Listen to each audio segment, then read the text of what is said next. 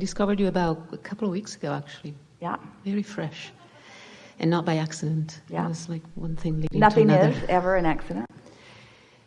And when you were speaking of some very key things like contrast, all of a sudden I realized that I had a new word for conflict.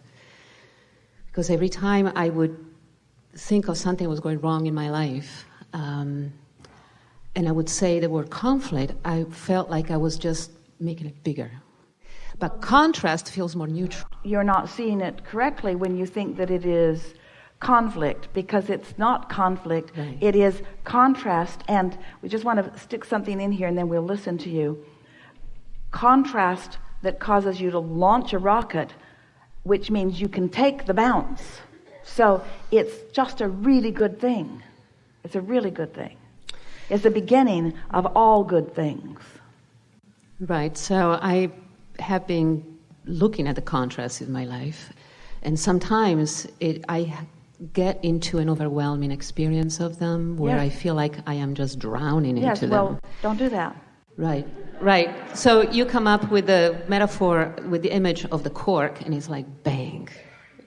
That's exactly it. Cork floating up here, that's what your alignment is. Hold it under the water. That's what negative emotion is. When you let go of it, it'll float back.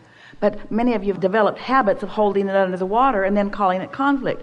Why don't things get better? Let go of that. Why doesn't this get better? Just let go of it. I really don't like this. Somebody should call somebody.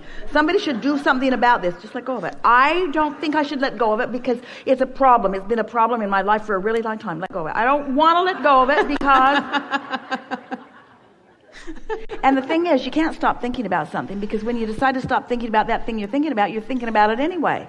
Right. I'm going to stop thinking about that thing that I'm not going to think about anymore, but I'm thinking about that thing that I'm not going to think about anymore, but I'm still thinking about that thing, but I'm not going to think about that thing anymore. Well, you are going to keep thinking about that thing, so you've got to find something else to think about.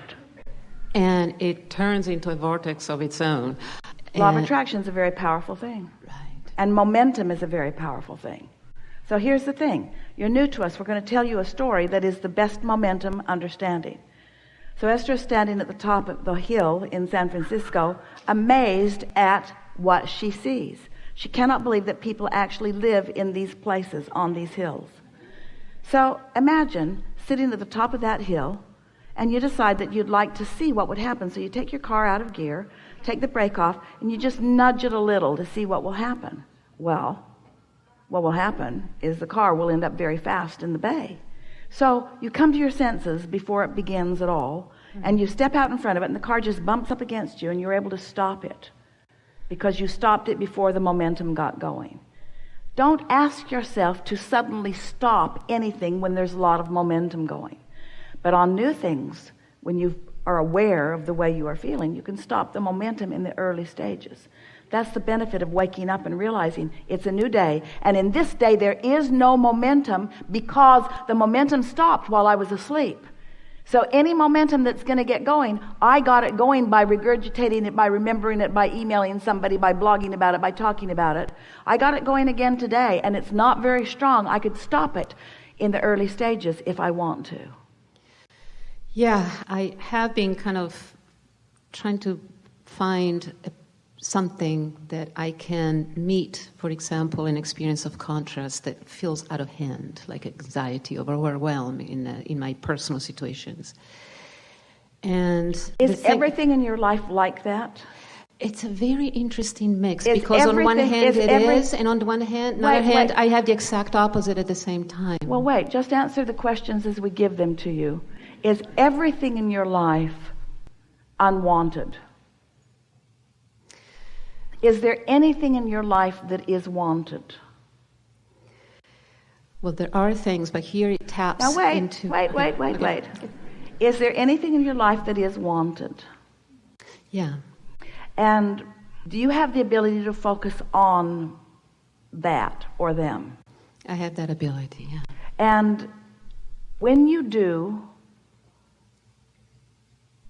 does the momentum increase on that subject? Yes. And when the momentum increases on that subject, does it feel better? Yes. And do you want to feel better? That's where I found out I have a habit of not giving myself permission. It's old. But that's why we're asking you this. So which feels better, to feel a little lighthearted or to feel a little defeated?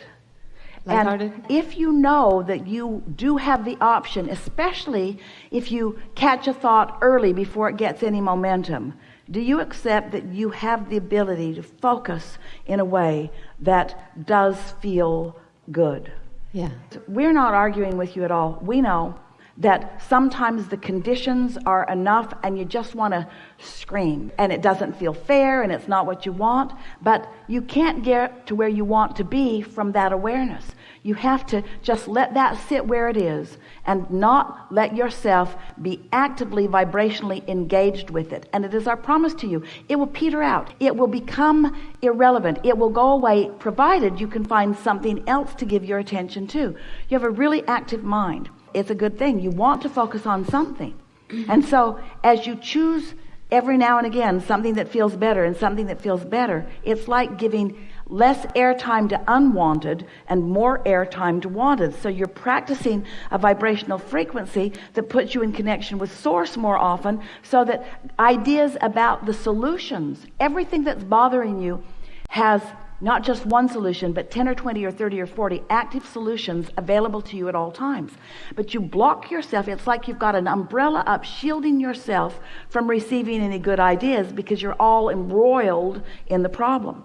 So if you can find just one piece of something that feels sort of kind of good, and you can focus there just to break loose the log jam of resistance just a little bit, that momentum will carry you into your natural cork floating.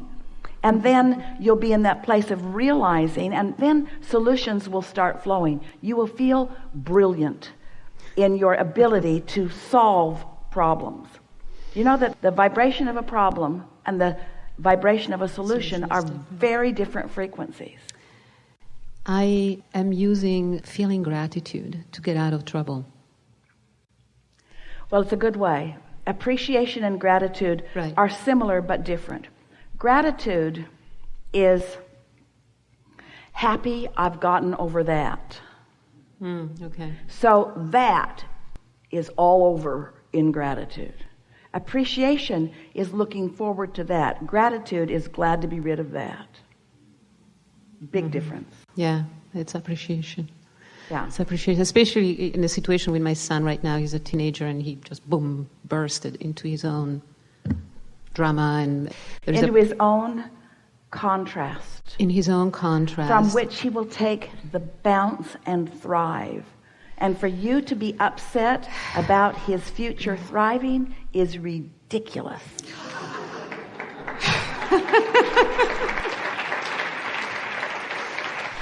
There is a grief that I know it's an attachment to the beautiful loving experience that we had. What is? Grief. There is a grief that holds me down often about it. Also at the same time I feel it's not fair to put grief into the situation, because... Well, it doesn't matter if it's fair or not. Negative emotion is always going to be there when you're focused in opposition to who you really are and what you really want. So grief isn't a condition, it's an indicator. It's like your gas tank. Would you put a happy face sticker on your gas tank because it's so depressing to see that you're out of gas? Or do you just go get more gas? Grief is just an indication. It doesn't mean anything other than what you're doing right here and now. Don't make it into something big. It's just how I feel when I focus in opposition to who I am and what I want. How do you feel today? I'm grieving. Well, why are you doing that? Well, because I don't know. It doesn't make any sense. I'm grieving because I'm focused in the opposite direction of what I want. Well, cut it out. You have the ability to focus in the direction of what feels better if you will practice it a little bit and see what the results are. Practicing focusing with the intent of feeling better. Okay, so now we go back to my early years. I find that I have limiting beliefs that talk me out of that automatically. It's almost like a nanosecond. I'm trying to catch it. That's because momentum is strong. Yeah. So when you activate it, the momentum takes you where it usually takes you. And that's all right. But now you know what's going on. So when that happens, you say to yourself, well, that momentum is strong. And tomorrow morning, I'll get some other momentum going. And then it happens again. And you say, well, that momentum is strong. But tomorrow morning, I'm going to get some other momentum going. And before you know it, you've got a different momentum going. Understanding how it works. This is all making sense to you. And as you say something and then we take your vocabulary and put it into the context of what's really going on in terms of the laws of the universe, now you've got something that you can work with. There is no reality that just is. Every reality that you are facing, you are the creator of. And if you don't like it, then you got to stop creating it. And the reason that you're creating it is by your simple attention to it. You just didn't know that before. But now you know it. It's going to get worse for a while. And the reason it's going to get worse for a while is because you'll know that you're doing it to yourself and you don't need to. Yeah, judgment and everything. But you know, one of the best times of my life is when I am like in the middle of a lot of stress, and then there is this joy that comes up out of nowhere in the middle of chaos.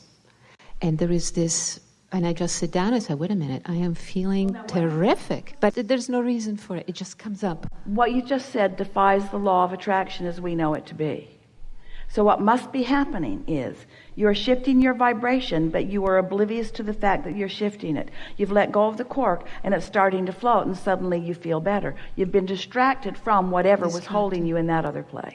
Or it gets so big that it's ridiculous. Like, I just burst laughing. So what words would you like to say when it gets so big? I give up.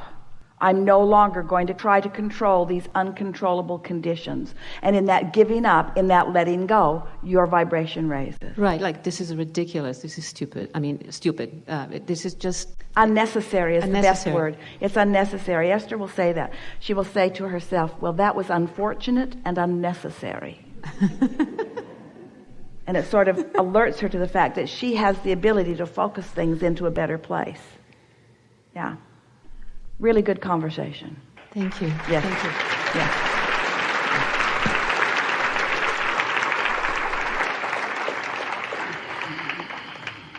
This is a really good day. We've enjoyed this interaction more than words can convey. It is delicious to come together with those like you, who come with the fullness of who you are, all exposed vibrationally and ready for us to devour. And then you present yourself in your juxtaposition with that. And you help us to carve out a path together so that you can get to where you want to be, to who you really are, to what you deserve. Be easy about it. Be playful about it. Don't work too hard at it. Start with things that are easy and let the universe show you how aware it is of you. There are so many paths to what you want, and all of them delicious. There is great love here for you. And as always, we remain in your vortex.